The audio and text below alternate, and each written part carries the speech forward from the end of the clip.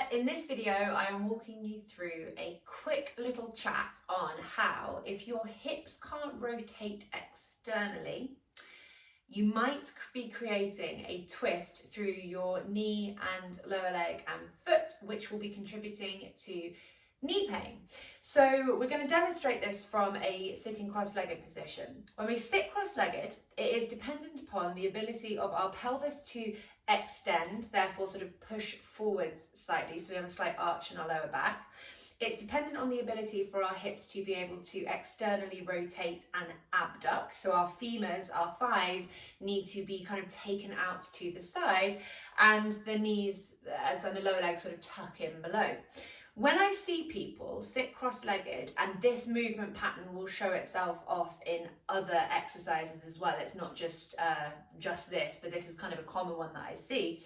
I will see people that are so, in most of the time in yoga, keen to prove to themselves that they have these really open hips, that they do sort of like half lotus or lotus positions. And what they do is they'll tuck the feet up into this type of position. Now, there is nothing wrong with this kind of twist through the lower leg. So you might see that when I do this, my lower leg is sort of torqued and I'm pointed through my foot like this. There is absolutely, in principle, nothing wrong with this range of movement. It is a range of movement that is available to the human body. However, lots of people will do this torque through the lower leg as an avoidance tactic for externally rotating the hips. So I'm going to try and demonstrate this, but it's quite hard and it's like not the natural thing that my body wants to do. But I will see lots of people that will sit cross-legged a little bit like this, where the knee is quite high up in the air and they have this excessive kind of bend and torque through the lower leg and through the ankles. So I'm demonstrating this on one side of my leg, but I see people that almost sit cross-legged like that on both sides. The feet are bending a lot, but the knees are really high. And then those people might be sort of trying to shove those knees down, twist the feet up even higher, and then they walk away from that and wonder why their knees are hurting afterwards. And it's because all of the torque and the twist is happening through the lower leg, and we're not moving the hips and the knees externally, which creates that kind of opening at the hip and means that we can sit like this for hours and hours of the day without any knee pain.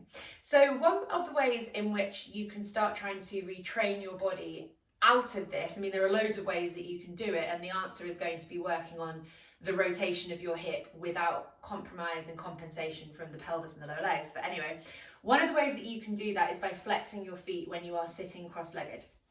So when we flex our feet, when we sit cross-legged, and there's kind of different ways that you can do this. You know, you can put one leg on top of the other, which is what I like to do personally, but you can also have one leg in front of the other. If you flex the feet, so draw that forefoot back towards you without having that kind of bend and twist through the ankle. So can you see there that I'm still twisted through the ankle, but when I flex the foot and bring those fifth toes back as much as I do my big toe, can you see that my left knee pops up a little bit? And that is because when I do this, the lower leg compensates and the knee drops, tricking my brain into thinking I'm externally rotating that hip, versus when I flex that foot, it takes the torque, the compensation, out of the lower leg, and then it brings my knee up a little bit, and it highlights to me actually a lack of external rotation for me, especially on that left-hand side. My right-hand side is a little bit better. So what I do is when I sit cross-legged in yoga, most of the time, I don't do what I was demonstrating at the beginning of this video. I keep this flexion here. Keep the flexion in my feet, which stops the lower legs from torquing, and it enables my brain to process what external hip rotation actually feels like. So in this position here, I'll keep driving forwards through my pelvis. I'll be tilting forwards through my pelvis slightly, and I'll be pushing down on my left knee to wake up the muscles around the outside edge of my left hip area here. So there's no tension in my knee. I mean, I don't get knee tension anyway, but there's no tension in my knee here, but I'm very, very active at this foot. So you can see how I'm drawing back and maintaining that throughout. That is actually going to focus on opening up this left hip, versus if I just do this every single time, you know, and I can do this, that if I just do this every time, there can be a lot of torque through the lower legs, which will prevent the hips from opening correctly. So if you are somebody, and I'm saying this with yogis in mind, but if you are somebody who routinely sits cross-legged and often gets like twisting or pain through their knee, it's very likely that something too much is happening in the lower leg. You've got too much twist through the lower leg versus actual external hip rotation. And one of the ways in which you can try and encourage more external hip rotation is by locking the feet out so that we cannot create this torque in the lower leg. Then we see, visually, we can see here how that left knee doesn't want to go down because it doesn't externally rotate very well. But I can then focus on pushing down with my left knee whilst pulling back through that left foot. So I hope that makes sense. I just said that without planning anything and just regurgitating.